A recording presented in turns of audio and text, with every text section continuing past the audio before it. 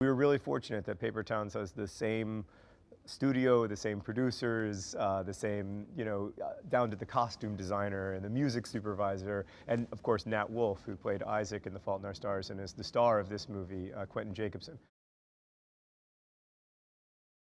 I wrote Paper Towns because I was thinking a lot about how difficult it is to imagine other people complexly. Like how often we think of other people as merely stupid or merely smart or merely lame or whatever, when in fact like no one is merely anything. That people, as Walt Whitman famously wrote, contain multitudes.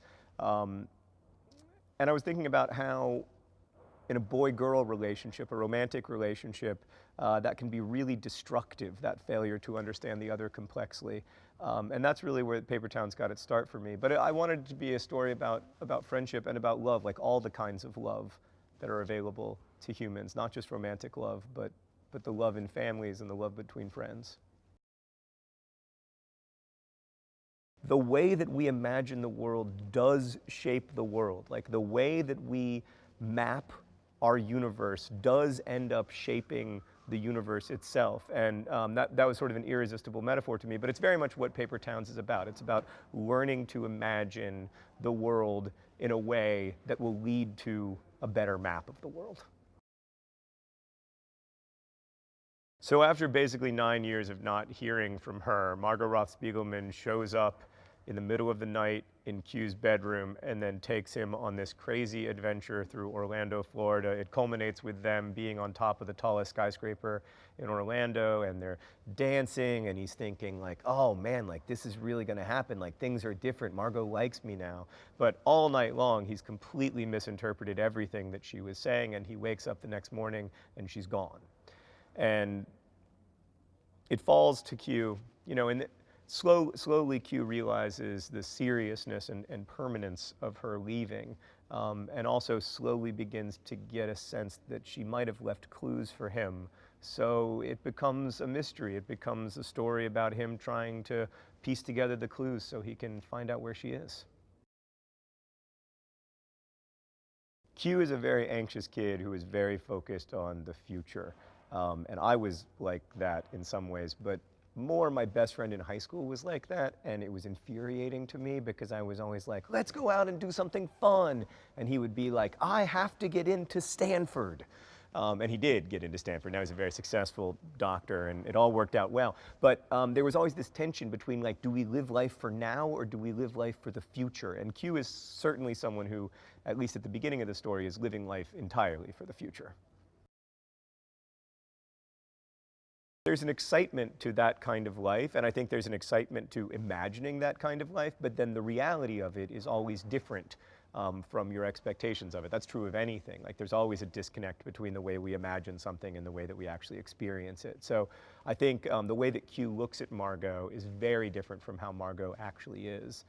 Margot's last name is Spiegelman, and Spiegelman means mirror maker in German, and Margot's very much like that. Whenever people look at her, what they see is really a reflection of themselves. What they see doesn't say much about Margot in the end. And to Margot, that's infuriating. It's really difficult to live like that. Nat and I sound very similarly when we talk. Like, I think the way that I write just suits Nat's voice really well, and that's the first thing. But also, Nat understands how to chart Q's journey in a really profound way, because I think that he can relate to a lot of it.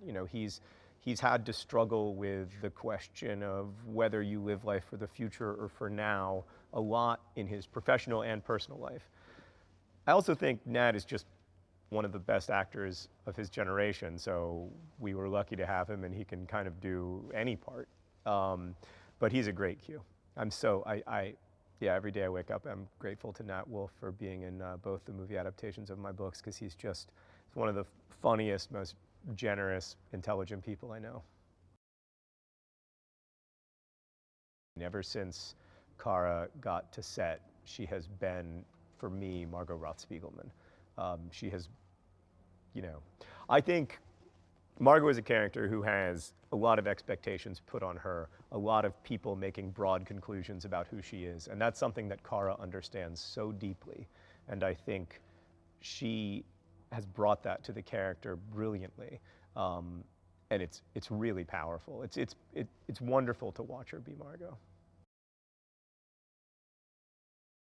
The director of Paper Towns is Jake Schreier, and Jake's previous movie was called Robot and Frank, and I really loved Robot and Frank, so that was the first thing that made me think he'd be a great director for Paper Towns. But he was actually the first person the producers talked to about it, and he just had these little images of the movie that were just so beautiful and interesting. You know, Jake has become a very good friend of mine, so it's difficult to talk about him in a removed way, but he's just a very, very smart director. He just understands movies, he understands shots, he's extremely prepared. He's one of the hardest working people I've ever met. So we couldn't have been luckier in terms of getting Jake to make the movie.